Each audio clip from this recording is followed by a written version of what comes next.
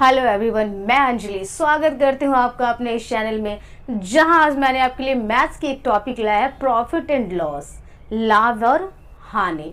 तो सबसे पहले हम देखते हैं ये लाभ और हानि जो होता है ना, वो होता क्या है आखिर में।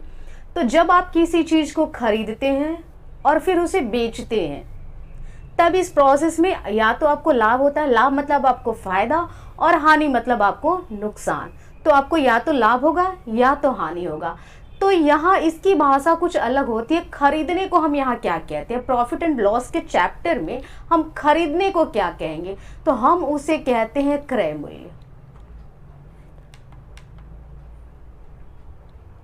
क्रय मूल्य, क्रय मूल्य मतलब हो गया खरीदना। बिल्कुल बेसिक से मैंने स्टार्ट किया इस चैप्टर को, बहुत कुछ पढ़ना है इसमें, आगे जितना ही घुसेंगे उतना ही ये बड़ा होते जाता है।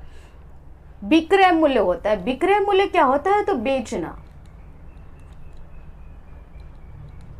विक्रय मूल्य मतलब हो गया बेचना। खरीदना और बेचना, इस खरीदने और बेचने के प्रोसेस में हमें या तो लाभ होता है, लाभ मतलब फायदा, और या तो हमें हानि होती है। हानि मतलब हो गया नुकसान। तो लाभ कब होता है, तो जब आप किसी सामान को कम में खरीदते हैं और ज्यादा में बेचते हैं, है ना। कम में खरीदेंगे, मानते हैं 100 रुपए में खरीदते हैं और 150 रुपए में बेच देते हैं, तो हमें लाभ हो जाता है 50 रुपए का। तो लाभ का फॉर्मूला क्या होता है, तो लाभ का फॉर्मूला हो जाता है विक्रय मूल्य माइनस क्रय मूल्य। क्योंकि आपने बेचा ज्यादा में है और खरीदा कम में है, तो विक्रय मूल्य में से क्रय मूल्य को घटा देते हैं तो हमें लाभ हो जाता है। अब बात आती है हानि। हानि कब होता है, तो हम जब ज्यादा में खरीदते हैं और कम में बेचते हैं। मैंने जैसे समझते हैं, मैंने 200 रुपए में किसी सामान को खरीदा और उसे 150 रुपए में या फिर 100 रुपए में ही बेच दिया, तो वहां जो मुझे होगा वो हानि होगा। तो हानि में क्या होता है, क्रय मूल्य ज्यादा होता है और विक्रय मूल्य कम होता है। तो हानि के फॉर्मूले में हम क्या कहते हैं, क्रय मूल्य में से विक्रय मूल्य को माइनस कर देते हैं तो हमें हानि मिल जाता है। अब इसके बाद एक और चीज आती है, प्रतिशत लाभ। प्रतिशत लाभ, प्रतिशत लाभ का फॉर्मूला क्या होता है, तो यहां हो जाता है लाभ गुणा 100 और बटा में हो जाता है क्रय मूल्य। अब इसके साथ ही साथ एक और चीज आ जाती है, वो आ जाती है प्रतिशत हानि।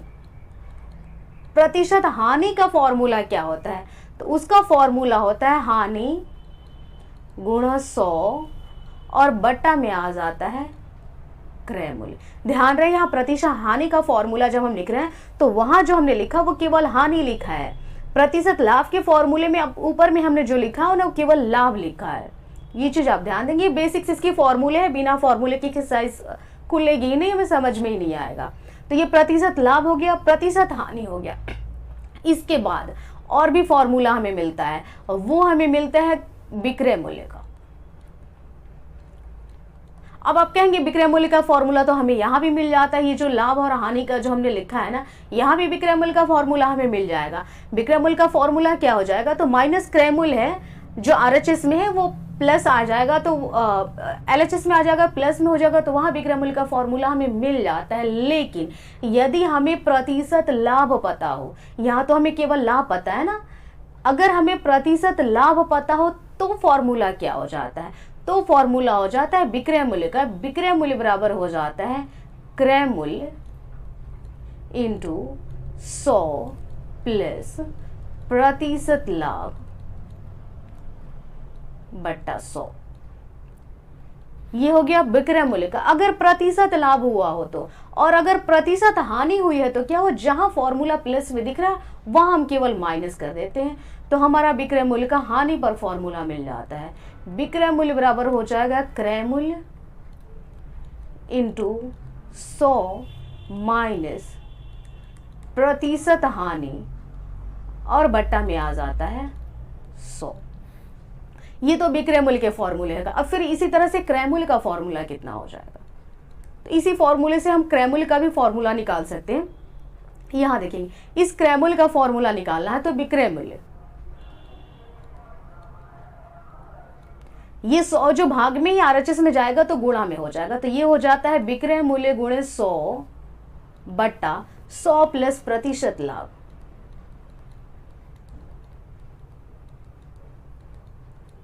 अब फिर वही चीज, क्रय मूल्य तो हमें पता हो गया, अगर प्रतिशत लाभ पर क्रय मूल्य का फॉर्मूला हमें पता हो गया, और अगर प्रतिशत हानि हुई है तो क्रय मूल्य का क्या फॉर्मूला होता है, तो सिंपल सा है, जहां हमें प्लस दिख रहा है वहां हम माइनस कर देते हैं।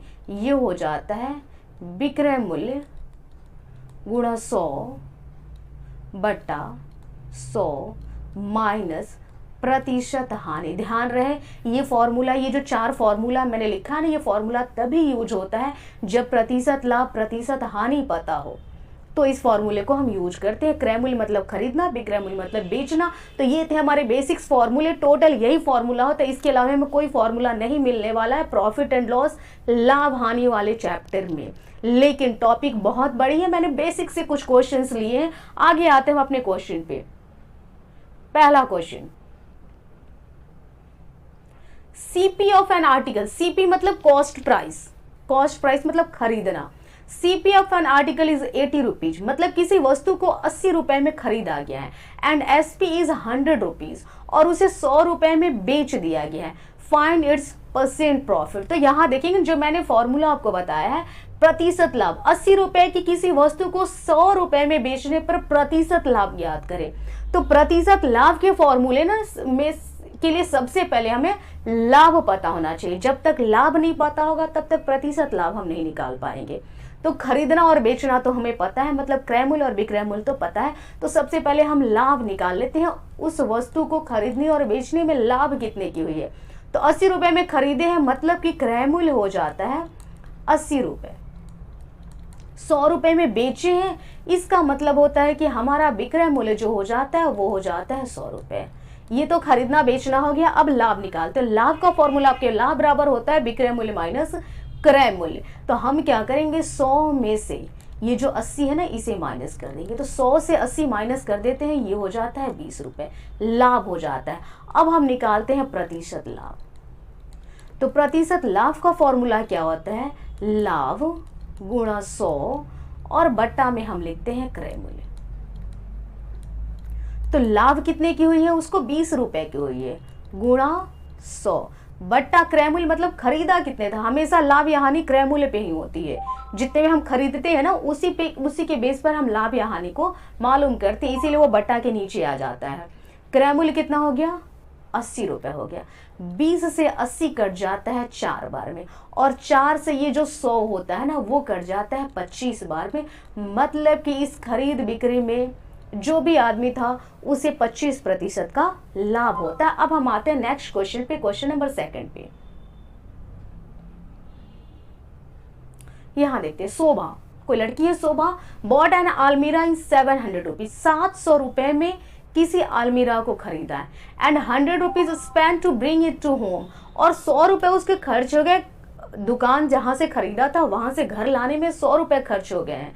लेटर ही सोल्ड इट इन 1000 रुपीज, और बाद में वो क्या की ना, उसे 1000 रुपए में बेच दी। फाइंड हर प्रॉफिट, ध्यान रहे परसेंट प्रॉफिट नहीं पूछा है, पूछा क्या है, ओनली प्रॉफिट।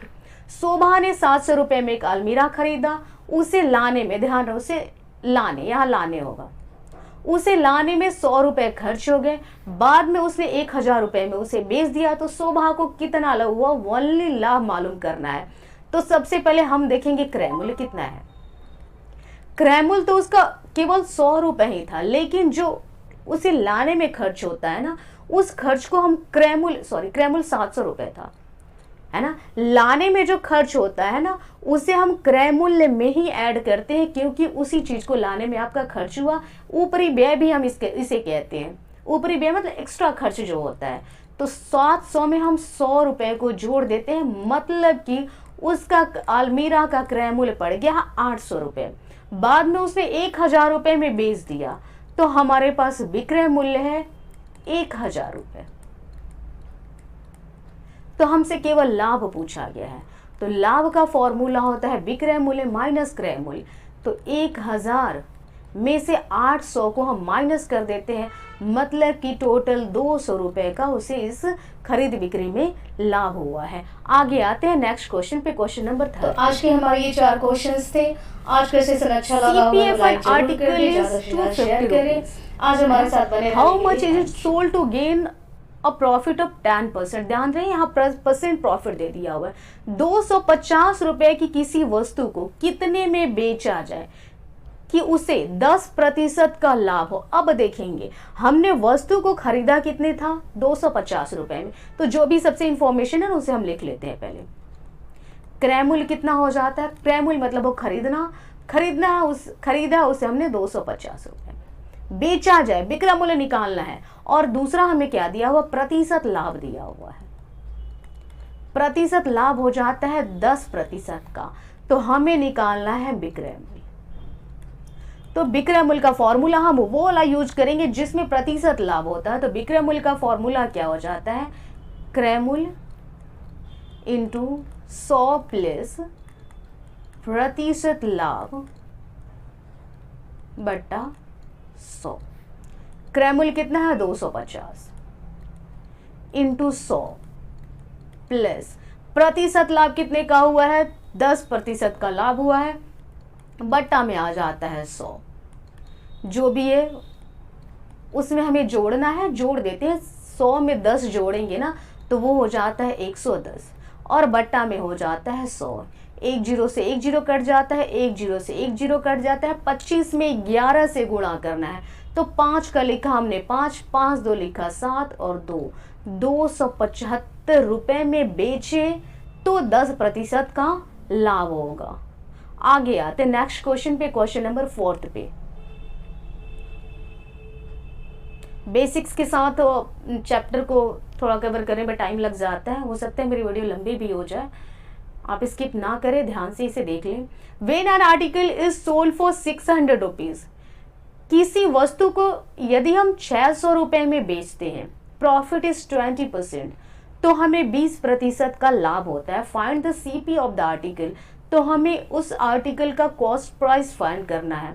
600 रुपए की किसी वस्तु को, यहाँ देखेंगे 600 रुपए की किसी वस्तु को, मतलब कि उस वस्तु को 600 रुपए में खरीदा, मतलब अभी हमारे पास जो भी प्राइस है वो 600 रुपए है, बेचने पर 20% का लाभ होता है ना। अब उस वस्तु को हम बेचने पर 20% का लाभ होता है। 600 रुपए की उस वस्तु को हम बेचते हैं तो 20% का लाभ होता है। तो हमसे पूछ रहा है उसका क्रय मूल्य क्या है, ध्यान रहे। तब इसका मतलब ये हो जाता है, यहाँ एक चीज देखें, 600 रुपए में, यहाँ में करेंगे, थोड़ा लैंग्वेज वो हो रहा है। 600 रुपए में किसी वस्तु को बेचने पर 20% का लाभ होता है, तो उसका क्रय मूल्य क्या होगा, मतलब कि उस वस्तु को हमने कितना में खरीदा था, तो हम पहले उस वस्तु को बेच कितने में रहे हैं। तो यहाँ जो हमारा विक्रय मूल्य हो जा रहा है ना, वो 600 रुपए हो जा रहा है, और हमें प्रतिशत लाभ भी दे दिया हुआ है। ध्यान रहे, प्रतिशत लाभ दिया हुआ, बड़ा कंफ्यूजिंग होता है ये। 20% का लाभ भी हो रहा है, तो उसका क्रय मूल्य क्या होगा, मतलब कि उस वस्तु को हमने कितने में खरीदा है ना। तो यहाँ प्रतिशत लाभ दिया हुआ है, तो प्रतिशत लाभ वाला फॉर्मूला यूज करेंगे। तो क्रय मूल्य बराबर क्या हो जाता है, विक्रय मूल्य गुणा 100 बट्टा में हो जाता है 100 प्लस प्रतिशत लाभ। वही हानि हुई रहती तो जहां प्लस है वहां हम सीधे माइनस लिख देते, बाकी हमें कुछ नहीं करना था। विक्रय मूल्य कितना हो जाता है, 600 गुणा 100 बट्टा में क्या हो जाता है, 100 प्लस 20। ध्यान रहे, इस प्रतिशत पर आप कंफ्यूज नहीं होंगे। बहुत लोग क्या करते हैं ना, अब प्रतिशत को बट्टा में बदल देंगे, 20/100 कर देंगे, ऐसा कुछ नहीं होता। हमारे फॉर्मूले में भी ऑलरेडी परसेंटेज है, तो ये परसेंटेज का हमें कहीं यूज नहीं करना है, जैसा दिख रहा है बस डिजिट को ही हमें लिखना है। अब यहाँ देखेंगे प्लस का साइन है तो 20 से 100 मेरा कटेगा नहीं, क्योंकि प्लस या माइनस रहेगा तो नहीं कटेगा। तो सबसे पहला हमारा काम क्या होगा, 100 और 20 को जोड़ना होगा। तो ये क्या हो जाता है, 600 गुणा 100 बटा 100 में 20 जोड़ देते हैं तो ये हो जाता है 120। 120 से ये मेरा 600 जो है ना वो 5 बार में कट जाता है। अब आता है 100 गुणा 5, तो 100 में 500 से गुणा कर देना है, मतलब कि हो जाता है 500 रुपये। इसका मतलब ये हुआ कि जिस वस्तु को हम 600 रुपये में बेच रहे थे और हमें 20% का लाभ हो रहा था, उस वस्तु को हमने खरीदा कितने था 500 रुपये में, और 20% की प्रॉफिट पर 600 रुपये में हमने बेच दिया। तो ये आज का हमारा टॉपिक था प्रॉफिट एंड लॉस का, जिसे मैंने बेसिक से लिया और 4 क्वेश्चंस भी हमने कवर किए हैं। आज का सेशन अच्छा लगा होगा तो लाइक जरूर करते। मिलते हैं नेक्स्ट वीडियो में किसी नए टॉपिक के साथ। Thank you.